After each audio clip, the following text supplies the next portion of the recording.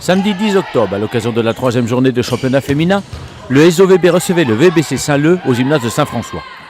Si les tenantes du titre ont été malmenées au deuxième set par des Saint-Leusiennes revanchardes, elles n'ont laissé planer aucun doute sur leurs intentions et sur leur suprématie, remportant cette rencontre en 3-7-0.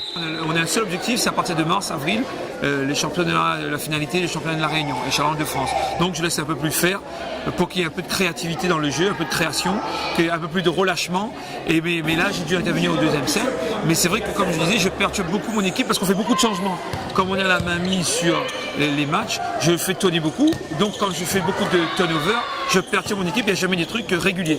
Voilà, donc c'est peut-être pour ça que des fois on est un peu mal. Mais c'est vrai que dans le deuxième set, on a fait beaucoup de fautes. Après tant d'années de succès, tout pourrait laisser penser que cette équipe soit gagnée par la lassitude. Bien au contraire, répond énergiquement le tacticien dionysien qui a apporté du sang neuf dans ses rangs et met en place une autre manière de jouer.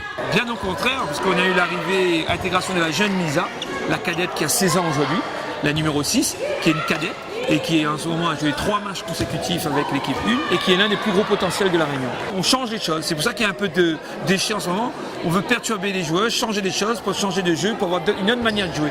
Les Saint-Leusiennes, quant à elles, n'ont pas démérité. Elles se sont même rebellées au deuxième set et si elles ont été très réactives dans leur défense, elles manquent encore de consistance dans leur jeu d'attaque. C'est vrai que dans ce deuxième set, on se rebelle un peu plus.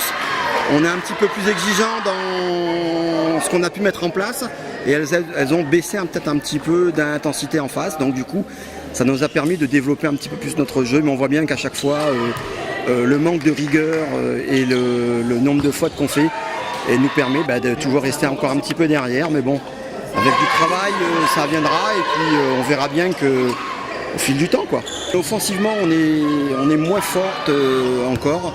C'est un manque de communication, un manque de travail encore. On travaille là-dessus en ce moment sur tout ce qui est relation face aux attaquantes.